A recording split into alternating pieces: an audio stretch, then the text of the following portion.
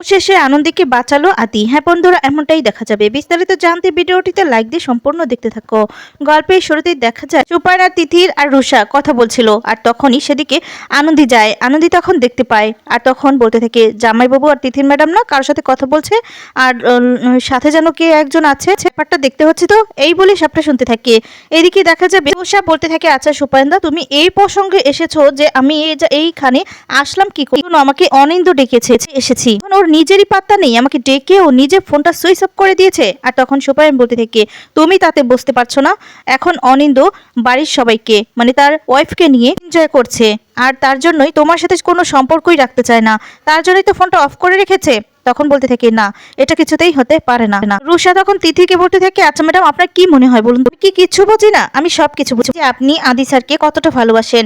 গোটা মেডেনেস্টের মানুষ সবাই জানে, বিশ্বাস আপনি একদিন আপনার ভালোবাসার মানুষকে পাবেন। তো ম্যাডাম তাই বলে কি আপনি বাহার বলে? আর তখন বলে এই এত সাহস দেখিও না। আর তখন বলে আমি সাহস দেখাই নেই ম্যাডাম, বিশ্বাসের কথা বলেছি। সুপায়ন অনেক কথাই বলতে থাকে, আর সুপায়ন তখন বলতে থাকে তুমি যদি লাহিড়ী বাড়ির বউ হতে চাও তাহলে আমাদের সাথে তোমাকে মিলে কাজ করতে হবে।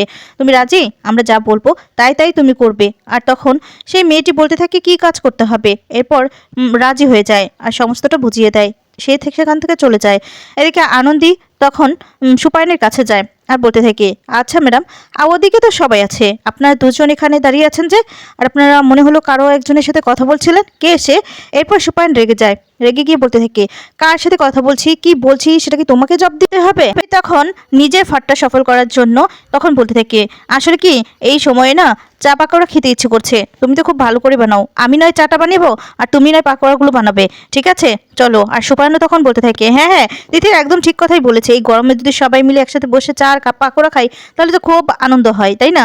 আর তখন তিথির আনন্দীকে নিয়ে ভিতরে চলে যায়। এদিকে পাকোড়া বানাতে থাকে আনন্দী, আর তিথির চা বানাতে থাকে। তিথির আসলে ভালো করে চাটা বানাতে পারে না, বারবার করে আনন্দীকে জিজ্ঞেস করতে থাকে যে কি কি বানাতে হবে, মানে কি কি দিতে হবে, চা পাতাটা কতটুকু দিতে হবে। আর তখন বলে আচ্ছা ম্যাডাম আপনি তো বললেন আপনি কত সুন্দর করে নাকি চা বানাতে পারেন, তাহলে এখন যে আমাকে সবাই মানে সবকিছু জিজ্ঞেস করে নিচ্ছেন? এরপর বলি আসলে পরিমাপটা জিজ্ঞেস করছি তো এর জন্য। আর তখন তিথি তখন হঠাৎ করে বলতে থাকে জানো তো আমার মনে হচ্ছে এখানে নিশ্চয়ই কিছু একটা আছে, না হলে বলো তো তোমার ওপর এত বারবার করে কেন এত আক্রমণ হবে বলো তো? আর তখন আনন্দী বলে আসলে জানি তো আমি একটা মিছি মানে পেতনির পাল্লায় পড়েছি তো এর জন্য, পেতনিটা বারবার করে আমাকে একের পর এক বিপদে ফেলছে, আমার স্যারের সাথে সবসময় ঘেঁষে ঘেঁষে থাকছে, সেই জন্য বারবার করে আমার বরটাকে বারবার করে টেনে নিয়ে যায় সেই পেতনিটা। কিন্তু সেই পেতনিটা যে হঠাৎ করে আজকে চা খেতে চাইলো সেটাই বুঝতে পারছি না যে কেন আজকে চা খেতে চাইলো। আর তখন তিথি বুঝতে পারে, তিথি তখন বলতে থাকে কি আনন্দী কিছু বললে? এরপর বলে না না কিচ্ছু বলিনি। এরপর তিথির চা নিয়ে চলে যায় আর বলে তুমি পাকোড়াগুলো বানিয়ে সবার কাছে নিয়ে আসো, ঠিক আছে? এদিকে দেখা যায় সুপায়ন সবাই যখন বসে থাকে একসাথে আগুন জ্বালিয়ে, তখন সেই আগুনের মধ্যে ঘুমের কিছু একটা মিশিয়ে দেয় যাতে করে সবাই ঘুমিয়ে যায়, তাদের কাজে তারা সফল হতে পারে। আর তখনই সেইগুলো মিশিয়ে যখন দেয় আগুনের মধ্যে, ঠিক সেই মুহূর্তে দেখা যাবে সবাই অজ্ঞান হয়ে সেখানেই ঘুমিয়ে যায়। তারপরে সেখান থেকে সুপায়ন চলে যায়, তিথিরও চলে আসে। তিথিরকে তখন বলতে থাকে ওদিকে কাজ শেষ, এখন এদিকে আমাদেরকে কাজটা সারতে হবে, ঠিক আছে?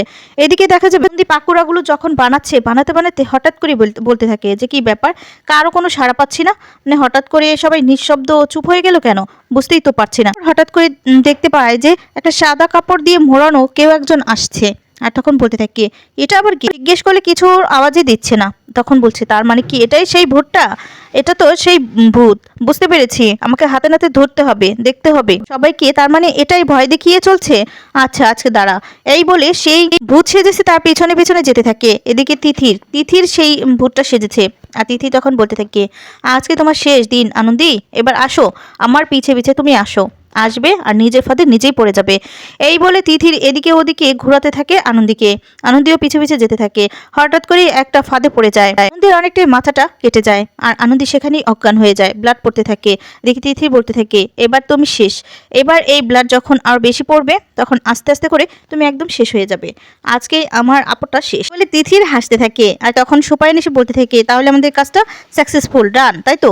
এরপর ওদিকে গিয়ে দেখে সবাই অজ্ঞান হয়ে পড়ে আছে। তখন সুপায়ন বলছে এক্ষুনি তাদের জ্ঞান ফিরে আসবে, সেই সময় এসেছে, আমাদেরকেও জ্ঞান ফেরার আগে অভিনয় করতে হবে, যাও যাও জাগার পজিশনটা নিয়ে নাও। এই বলে তারাও চেয়ারের মধ্যে বসে ঘুমের অভিনয় করতে থাকে। এরপর হঠাৎ করেই দেখা যাবে আদি উঠে যায়। আদি তখন বলতে থাকে বাবা মা ঠাম্মি সবাই উঠো, আমরা এইভাবে ঘুমিয়ে পড়েছি কিভাবে একসঙ্গে সবাই। তখন বলে সেটাই তো বুঝতে পারছি না। তখন আনন্দের কে দেখতে পায় না বিজয়া, আর এদিকে তিথির বলতে থাকে হ্যাঁ হ্যাঁ কিভাবে যে ঘুমিয়ে পড়েছে সেটাই বুঝতে পারছি না, আমার কি আবারও সেই অজ্ঞান হওয়ার রোগটা ধরেছিল নাকি, মাথাটা কেমন ঝিমঝিম করছে। সুপায়ন বলে না না তিথির, আসলে আমরা সবাই ঘুমিয়ে পড়েছিলাম, তো কিসের জন্য সেটাই বুঝতে পারছি না, তার মানে কি ওই ভূতটা আবার আমাদেরকে কিছু একটা করেছে।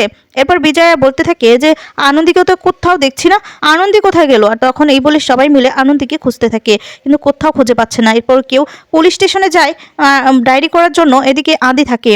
আদি তখন আনন্দি আনন্দি বলে চিৎকার করে জঙ্গলের ভিতরে যেতে থাকে, তিথিরও পিছে পিছে যায়। আর তখন বলতে থাকে জানিস তো আনন্দি কোথায় গেল, আমার মনে হচ্ছে একটার পর একটা ওর সাথে ঘটনা ঘটিয়ে যাচ্ছে, হয়তো বা ও তো সবসময় কিছুদিন ধরে মানে সৎ কথা বলে, সবাইকে যেটা সত্যি সেটাই বলে দেয়, মুখের উপরে বলে দেয়, তার জন্য হয়তো বা কেউ শত্রুতামি করে ওর ক্ষতি করতে চাইছে। আর তখন তিথির বলে যাকগে ওই সমস্ত কথা বাদ দে, এখন ওগুলো ভাবতে হবে না, এখন ভাব যে আনন্দীকে কিভাবে খুঁজে পাবি। আর তখন বলে হ্যাঁ হ্যাঁ আগে আমাদেরকে আনন্দীকে খুঁজে পেতে হবে।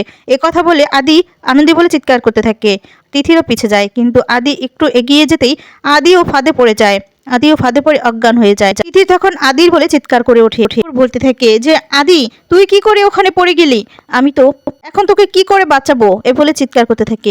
এদিকে দেখা যাবে পুলিশ স্টেশনে সবাই চলে আসে আর ডায়েরি করতে থাকে, পুলিশকে সব ইনফরমেশন দিতে থাকে। অফিসার তখন বলছে আসলে এখানে তো এমনিতেই সহজে মানুষ মিসিং হয় না, কেউ মানে চুরি বা ডাকাতি এই সমস্ত এদিকে হয় না, কিন্তু একটা কারণ আছে, এটা কারণে হতে পারে। তখন বলে কি, এরপর বলে কেউ কেউ এই এলাকাতে ফাঁদ পেতে রেখেছে, মানে কোনো একটা কাজে ওরা ফাঁদ পেতে রাখে, যারাই মিসিং হয় হঠাৎ করে সেই ফাঁদেই পড়ে যায়, আর তাদেরকে সেখানে খোঁজ নিলেই পাওয়া যায়। এটা শুনে চমকে যায়, তারপর সবাই সেখান থেকে চলে যায়। এদিকে আদি হঠাৎ করে জ্ঞান ফিরে আসে। আদি যখন হাতটা পিছন দিকে রাখে হঠাৎ করেই মনে হয় যে কেউ আছে, আর তখন সেখানে আদি তাকালে দেখতে পায় আনন্দী, আনন্দীকে দেখে চমকে যায়। আনন্দীকে উঠিয়ে আনন্দী বলে চিৎকার করে ডাকতে থাকে, তখন দেখতে পায় যে ব্লাড পড়ছে মাথা দিয়ে। এরপর মাথাটা আদির রুমাল দিয়ে বেঁধে দেয়। তারপর বারবার করে জ্ঞান ফেরানোর জন্য আনন্দীকে ডাকতে থাকে। এক পর্যায়ে আনন্দীর জ্ঞানটা ফিরে আসে, আর আনন্দী তখন বলছে স্যার আপনি আপনি এখানে কি করে আসলেন। আদি বারবার করে চিৎকার করে বলতে থাকে আনন্দী আপনি ঠিক আছেন, ঠিক আছেন তো আপনি। আর তখন আনন্দী বলে আমি এখন ঠিক আছি, কিন্তু আমি পড়ে গেছি মরে যেতাম, তাতে কোনো আফসোস নেই, কিন্তু আপনি কি করে আসলেন। তখন বলে এই ধরনের কথা কখনো বলবেন না আনন্দী। এই কথা বলে দুজনে মিলে কথা বলে আদি বলতে থাকে আমি ভাবছি আমরা এখান থেকে কিভাবে বের হবো, কিভাবে বাঁচবো, আর আপনি মরার কথা বলছেন, আপনাকে বাঁচতে হবে, হ্যাঁ আপনাকে বাঁচতেই হবে। এরপর বলতে থাকে যে আমাদেরকে জোরে চিৎকার করে ডাকতে হবে, কেউ না কেউ তো শুনতে পাবে, তখন আমাদেরকে বাঁচিয়ে নিবে। এই বলে আদি চিৎকার করে ডাকতে থাকে ঠাম্মি বাবা মা বলে আর তিথির বলে। এরপর তিথির বলতে থাকে আদি তো পড়ে গেছে, এখন কি করে বাঁচাবো, দড়ি পাবো কোথায়। এই বলে একটা টর্চ লাইট পায়, আর সেখানে দেখতে পায় যে আনন্দীও বেঁচে আছে। এটা দেখে তো তিথির মাথা হিট হয়ে যায়। আর তখন সুপায়নও চলে আসে। সুপায়ন বলতে থাকে যে এখানে তো আনন্দীও বেঁচে আছে, আনন্দী তো বেঁচে উঠেছে, আমাদের মানে একটার পর একটা প্ল্যান সবকিছু আনসাকসেসফুল হয়ে যখনই কিছু করতে চাই আনন্দীটা কিভাবে যে বেঁচে ওঠে বুঝতে পারি না। আর তখন সুপায়ন বলতে থাকে যে তীরে এসে তোর শেষ হতে দেবো না আমি। এরপরে চলে এসেছে বাড়ির সবাই, তখন বলতে থাকে আদি কোথায়, আদি আদি কোথায় গেল, আবার এখানেই তো ছিল। আর তখন তিথি বলতে থাকে যে আদি এখানে এখানে পড়ে গেছে। এই বলে সবাই মিলে যখন চুপি দেয় তখন দেখতে পায় আনন্দীও সেখানে আর আদিও। এরপর তো আদি বাবা পাগল হয়ে যায়, বারবার করে বলতে থাকে ওকে বাঁচাতে হবে। আদি বাবা বলে যে আদি তুই চিন্তা করিস না বাবা, আমি তোকে এক্ষুনি আমরা বাঁচাচ্ছি। এই বলে দেখা যাবে আদির দাদা এই সবাই মিলে দড়ি খুঁজে এনে কোমরে বেঁধে নেয়, আর সেই দড়িটা নিচে ফেলে দেয়। এরপর বলতে থাকে যে আদি এই দড়ি দিয়ে উঠে যা তোরা। তারপরে দেখা যাবে আনন্দীকে বলতে থাকে আমরা বাঁচবো, আমাদের জন্য দড়ি নিয়ে এসেছে, দড়িটা ধরার চেষ্টা করুন তো। এই বলে উঁচু করতে থাকে আনন্দীকে, কিন্তু আনন্দীও ধরতে পারে না সেই দড়িটা। সবাই মিলে ওদেরকে ওঠানোর জন্য খুব চেষ্টা করতে থাকে। তো বন্ধুরা এবার যদি সবটা জেনে তিথিকে উচিত শিক্ষা দেয় আদি, তাহলে তোমাদের কেমন লাগবে কমেন্টস করে জানিয়ে দাও। ধন্যবাদ।